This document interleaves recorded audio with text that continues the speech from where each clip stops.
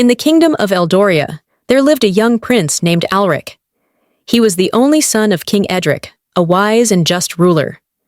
Alric was kind at heart, but he was also ambitious. He wanted to be a great king, one who would be remembered for centuries. On his 18th birthday, the king presented him with a magnificent gift, a golden crown embedded with a large, shimmering sapphire. "This is no ordinary crown," King Edric told him.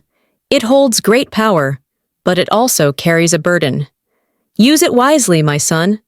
Alric placed the crown on his head, and at once he felt a surge of strength and wisdom. His voice became commanding, and when he gave an order, people obeyed without question. The crown gave him the power to shape the kingdom as he wished. He could make crops grow faster, heal the sick, and even control the elements. But what he did not know was that the crown also held a secret curse. At first, Alric used the crown for good. He helped farmers during a drought and healed wounded soldiers. The people of Eldoria praised him, calling him Alric the Benevolent. But soon, the prince grew impatient. One day, a nobleman arrived at the castle, pleading for a fair judgment in a land dispute.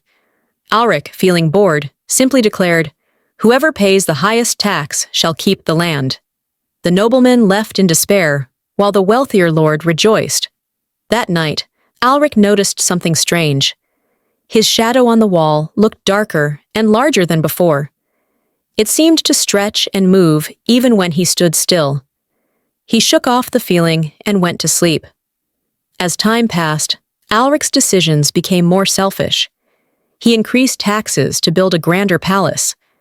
He ordered his knights to seize treasures from neighboring villages, claiming it was for the glory of Eldoria. Each time he acted selfishly, his shadow grew. It whispered to him in the dark corners of the castle. "Power is yours," it murmured. "Why should you care for the weak?" At first, Alric ignored it, but as days turned into weeks, the voice became louder. One evening, as Alric sat in his golden throne, he heard a knock at the door. It was his childhood friend, Leora, the daughter of the royal advisor. She had always been his voice of reason. "Alric," she said gently, "your people are suffering. They whisper of fear instead of love. The kingdom was once filled with joy, but now—" Alric waved his hand dismissively.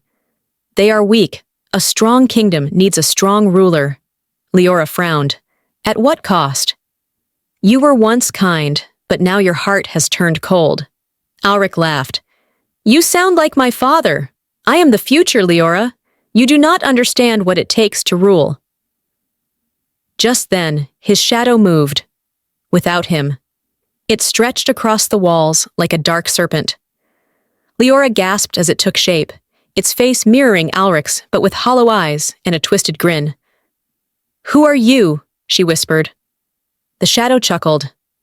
"I am him," it said.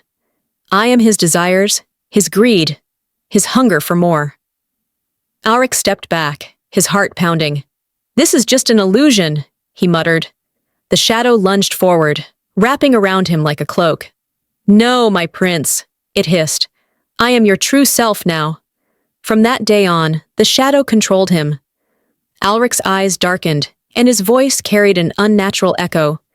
His once noble face twisted with cruelty. His people saw the change and whispered of dark magic. Some fled the kingdom, while others lived in fear. Even King Edric fell ill with worry.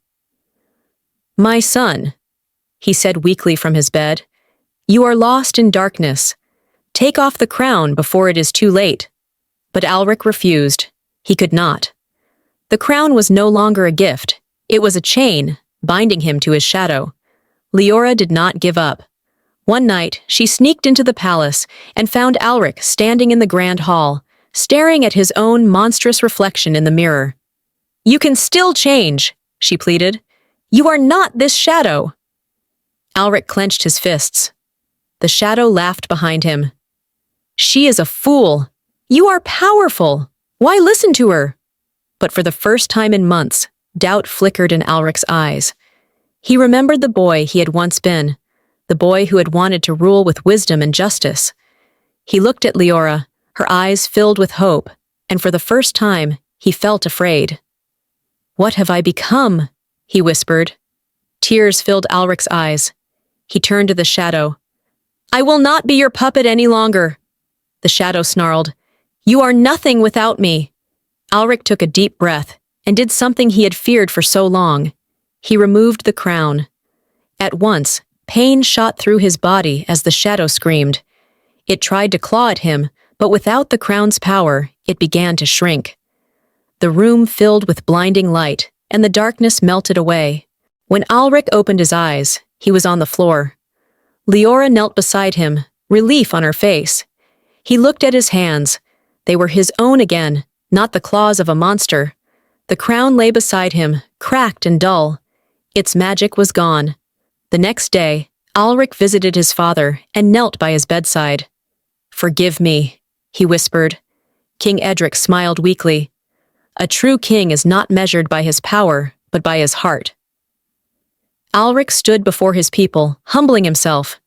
He lowered taxes, returned stolen land, and helped rebuild the villages he had harmed. Slowly, trust returned. Leora remained by his side, reminding him of the lessons he had learned. Though the shadow was gone, its memory lingered, a reminder that power must be wielded with integrity. And so, Prince Alric became the king he was meant to be, not one feared for his power, but one loved for his wisdom. The shadow never returned.